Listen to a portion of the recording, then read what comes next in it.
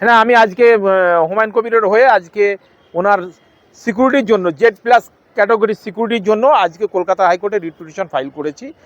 হুমায়ুন কবিরের ওপরে এই যে বাধা প্রদান ব্রিগেডে, তারপরে কিছুদিন আগে বিশ্ব ইজতেমায় যেটা হলো আর কি হুগলিতে, সেখানেও ওনাকে সেম কায়দায় বাধা প্রদান করা হলো এবং সেখানে আমরা দৃষ্টান্ত দিয়ে কোর্টে প্লেস করেছি যে জাহাঙ্গীর খান যে ফলতাই বাড়ি, ও একটা জেলা পরিষদের মেম্বার, ওকে Y ক্যাটাগরি সিকিউরিটি দেওয়া হয়েছে।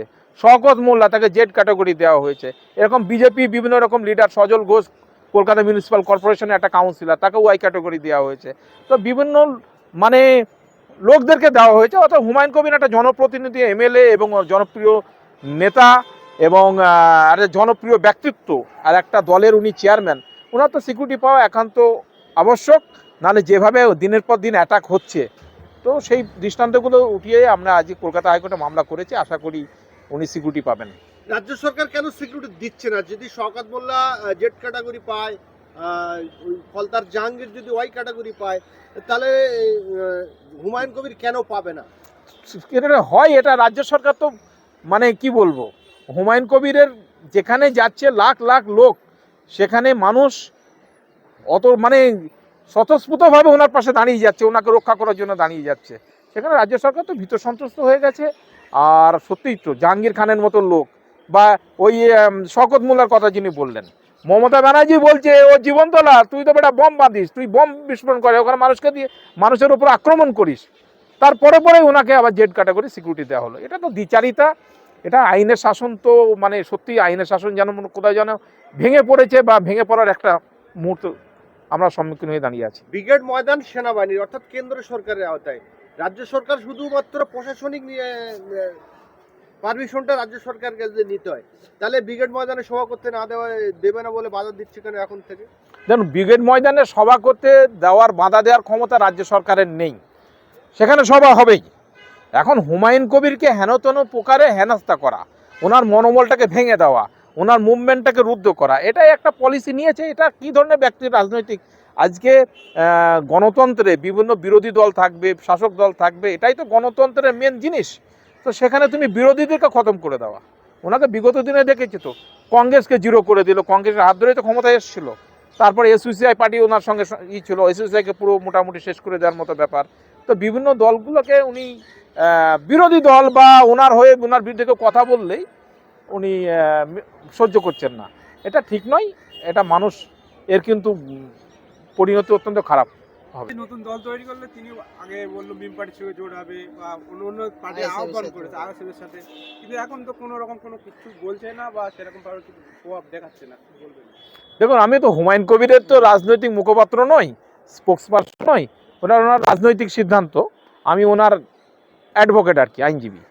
এইবার একটা দল করতে গেলে উনি মানে এককভাবে যেভাবে দলটা করেছেন, বিভিন্ন সাড়া পাচ্ছেন, তার সঙ্গে সঙ্গে যদি শাসক দলকে উৎখাত করতে হয়, আমার ব্যক্তিগত মত ISF, মিম বা অন্যান্য মনোভাবাপন্ন যে দলের সঙ্গে জোট করে যদি লড়ে, তো এর দারুণ ফল আসবে এবং শাসক দল কোনোভাবেই ক্ষমতা তো স্বপ্ন দেখতে এখনই পাবে না, মানে ক্ষমতায় উড়ে আসতে পারবে না, দারুণভাবে পর্যদস্ত হবে যদি এরা এককভাবে লড়ে।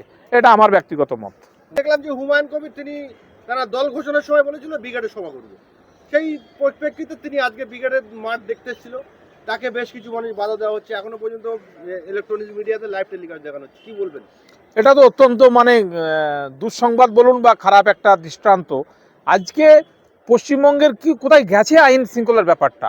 তিনি একজন জনপ্রতিনিধি, তিনি একজন বিরোধী রাজনীতির একটা মুখ এবং পশ্চিমবঙ্গ তথা সারা ভারতবর্ষের একটা জনপ্রিয় ব্যক্তিত্ব।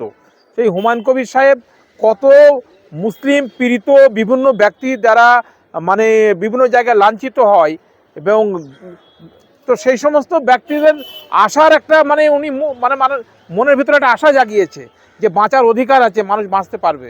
সেই ধরনের ব্যক্তিত্বকে যদি বাধা প্রদান করা হয়, আজকে সত্যিই ব্রিগেডে উনি ওনার দলীয় সভা করবেন বলে একবার গেছেন পরিদর্শন করতে, কোন জায়গাটা কি হবে না হবে। তো সেখানে কিছু শাসক দলের কিছু মানে কি বলবো, যে পঞ্চট গুন্ডা বলুন বা শাসক দলের সমর্থক বলুন, তারা যেভাবে ওনাকে বাধা দান করছে, এখান থেকে মনে হচ্ছে যে ওনাকে একটা প্রচণ্ডভাবে ভয় পাচ্ছে যে হুমায়ুন কবিরকে রুখে দিলে, হুমায়ুন কবিরকে যদি চেপে দেওয়া যায়, তাহলে হয়তো তৃণমূলের খুব বড় ক্ষতি হবে না। কিন্তু মানুষ আজকে মানে অত্যন্ত বিরক্ত হয়ে গেছে তৃণমূলের এই শাসনে। আমরাই তো তৃণমূলকে ভোট দিয়ে এনেছি, তো সেখানে যে আশা নিয়ে এসেছিলাম সেগুলো কোনোটাই হচ্ছে না, বাস্তবায়িত হয়ও নি আর হচ্ছেও না। এখনও ধর্মীয় খালি তৃণমূল সরকার ভেবেছে যে মুসলিমদেরকে আমি ভোট ব্যাংক হিসাবে ব্যবহার করব। সেই রকমভাবে যে প্রতিশ্রুতি দিয়ে সরকারে এসেছিল মুসলিমদের ভোট সত্যিই পুরোটাই তৃণমূলের পক্ষে গিয়েছিল। কেন বলেছিল সংরক্ষণ দেব, মাদ্রাসা স্যাংশন দেব, কিন্তু ক্ষমতায় আসার পর দেখা গেল যে তৃণমূল তার প্রতিশ্রুতি থেকে পুরোপুরি সরে গেছে, বরঞ্চ মুসলিমদেরকে আরও মানে ক্ষতির সম্মুখীন করে দিয়েছেন। তো যাই হোক, হুমায়ুন কবিরের ওপরে এই যে বাধা প্রদান ব্রিগেডে, তারপরে কিছুদিন আগে বিশ্ব ইজতেমায় যেটা হলো আর কি হুগলিতে, সেখানেও ওনাকে সেম কায়দায় বাধা প্রদান করা হলো। কেন? এখানে আমি ওই ইজতেমা কমিটিকেও বলবো যে তারাও তাদেরকে এই ঘটনাকে ঘৃণা মানে নিন্দা প্রকাশ করা উচিত ছিল। কেননা ববি হাকিমের মতো লোক, তিনি বিভিন্ন পূজা কমিটির, সে হচ্ছে প্রেসিডেন্ট এবং পূজা অর্চনা করে, তার মেয়েও বিভিন্ন পূজা কমিটির সঙ্গে যুক্ত, সেই ব্যক্তি বারবার ওখানে যাচ্ছে ফ্রিলি, তো সেরকম একটা পবিত্র জায়গা, তো সেখানে তিনি যেতে পারেন। আর হুমায়ুন কবিরের মতো লোক, যেটা মুসলিমদের এখন উনি মুখ বলবেন মাথা বলবেন, তো সেই ধরনের লোককে বাধা প্রদান করা, তারপরে এই শাসক দলের যে এগুলো, এটা অত্যন্ত অন্যায়। সংবিধান মানে কোনোদিন যেটা আইনের শাসন যেখানে থাকবে সেখানে এই ধরনের ঘটনা ঘটতে পারে না। কিসের ভয়? হুমায়ুন কবিরকে যদি একটা সভা করতে গিয়ে যদি বাধা দেওয়া হয়, বা উনি এক জায়গায় যাচ্ছেন সেখানে যদি ওনাকে বাধা প্রদান করা হয়, তো এখান থেকে তো মনে হচ্ছে যে শাসক দল মরিয়া হয়ে গেছে, ওরা বুঝতে পেরেছে যে ওদের বিদায় ঘণ্টা বেজে গেছে। রাজ্যে ক্ষমতায় তৃণমূল, তারা নাকি মনে করছেন যে পুরো রাজ্যটা তাদের দখলে, যেখানেই বিরোধীরা আইএসএফ বলুন, সিপিএম বলুন, কংগ্রেস বলুন, আর এই নতুন দল হুমায়ুন কবির জেলে করেছেন, প্রত্যেকটা দলের সভা করতে গেলে কোর্ট থেকে পারমিশন নিতে হবে। এটা কোন ধরনের রাজ্যে বাস করে? এখানে তো এই তো আমার মানে এখনই ওটাই মনে পড়ছে, যখন তৃণমূল এই সিপিএম 34 বছর শাসন করার পর যখন ওদের ক্ষমতা থেকে চলে যাবে, সেই সময় কি ওরা বুঝতে পেরেছিল কি জানি না, কিন্তু সেম কায়দায় মমতা ব্যানার্জি যখন সিঙ্গুরে আন্দোলন করতে গিয়েছিল, ওকে উঠিয়ে মারধর করে রীতিমতো বিডিও অফিসে মেরেছিল, ওকে তাড়িয়ে দিয়েছিল। শিশুর অধিকারীদেরকে ঢুকতে দেওয়া হতো না নিজের এলাকায়। পরবর্তীকালে সিপিএমের কী হাল হলো, ক্ষমতা থেকে পুরো চলে গেল। তো সেই রকম তৃণমূল সরকার ঠিক সেম ওই জিনিসটাকে রিপিট করছে, যে বিরোধীদেরকে মাথা তুলতে দেব না। তো এটা থাকবে না, এটা মানুষ বুঝতে শিখেছে। মানুষ এখন আর ওই তৃণমূলের যে সাম্প্রদায়িক উস্কানি, অর্থাৎ এনআরসি, সিএ, বিভিন্ন রকমভাবে তোমাদের ডিটেনশন ক্যাম্প হতে দেবো না, ওয়াকফ, বিভিন্ন ধরনের কথা বলে মুসলিমদেরকে আর খেপানো যাচ্ছে না। এখন ওরা দেখছে কিভাবে মুসলিম লিডারদেরকে রুখে দেওয়া যায়, তাদের বাকরুদ্ধ করা যায়। এটা অত্যন্ত অন্যায়, এটা ঠিক নয়। দেখা যাক, আইনের রাস্তায় যাবে।